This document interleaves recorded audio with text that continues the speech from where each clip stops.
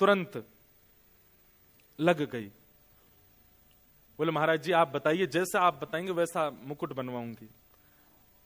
पूरा बनाया गया, ऐसी मणियां, ऐसे ये संपत्ति देखी गई। कितनी संपत्ति है, संपत्ति इतनी निकल करके आई महाराज उसकी। बोले इसका पूरा मुकुट बनवाओ ठाकुर जी का। अद्भुत मुकुट निर्माण हुआ। और जब तक मुकुट निर्माण का कार्य चला तब तक साधु महात्मा कहीं गए नहीं। उसी घर के बाहर जहां बैठे तो वहीं बैठ करके वो भजन संकीर्तन करते रहे। वो इतनी आनंद में कि मेरे संपूर्ण जीवन का जो भी कुछ था सब ले रहे हैं ठाकुर जी मुझसे, कुछ भी नहीं बचेगा अब मेरे पास। 50 दिन के बाद मुकुट तैयार हुआ और उसने पूरी संपत्ति, अपना घर भी बेच दिया, जमीन भी बेच दी, जो भी कुछ था कुछ नहीं बचा, शून्य है। एक परात है बस, उसमें मुकुट रखा है। और संत बोले अब इसको लेके चलो। नाचते गाते हुए एक नगर वैश्या, नगर वधू को बीच में लिए, चारों तरफ संत नाचते गाते हुए उसको लेकर के जा रहे हैं रंगनाथ मंदिर, ठाकुर जी को अर्पित कराने के लिए। उस वैश्या के समर्पण को देखकर के संत ने एक घोषणा और कर दी।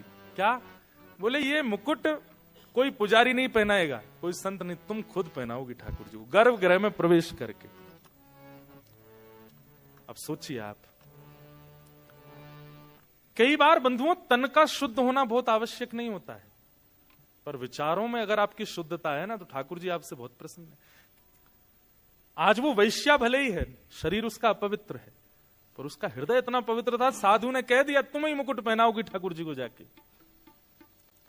मंदिर के सब पुजारियों में बातें बनने लगी। बोले महात्मा का बुद्धि खराब हो गई है, बताओ एक नगर वैश्या को लेकर के आ रहे हैं और चलो ठीक है उसकी संपत्ति से तुमने मुकुट बनवाया, ठाकुर जी को दे रहे हो, लेकिन तुम इतना तो नहीं कहना चाहिए था कि वो जाकर के ठाकुर जी को पहना दे।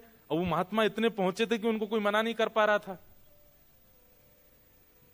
लेकिन मैंने एक बात कही ना, ठाकुर जी परीक्षा बहुत लेते हैं। इसलिए एक बात याद रखना, ये 3 दिन के सत्र के बाद यदि प्रेम चित्त में प्रकट हो जाए तो एक चीज के लिए तैयार रहना, परीक्षाएं बहुत होंगी। अपनी संपूर्ण जीवन की कमाई लगा करके, मुकुट बनवा करके, अपना पूरा सर्वस्व ठाकुर जी को देने के लिए आज आ गई वो वैश्या। लेकिन मंदिर के लोग भी उससे बिल्कुल अप्रसन्न थे, सब कुछ उसके बिल्कुल विपरीत था, लेकिन फिर भी उसको मन में लग रहा था ठाकुर जी बुला रहे हैं मुझको। लेकिन जैसे ही वो द्वार पर पहुंची और भीतर प्रवेश करने लगी, उसी समय रजस्वला हो गई, मासिक धर्म हो गया। और उसी समय वो घबरा गई, तुरंत थाल नीचे रख दिया मुकुट का, पीछे खड़ी हो गई। महात्मा बोले क्या हुआ? अब बस रो रही है, कुछ कह नहीं पा रही। महात्मा बोले हुआ क्या, तुम पीछे क्यों हट गई हो? अब मैं अपवित्र स्थिति में हूं, मैं नहीं जा सकती भीतर।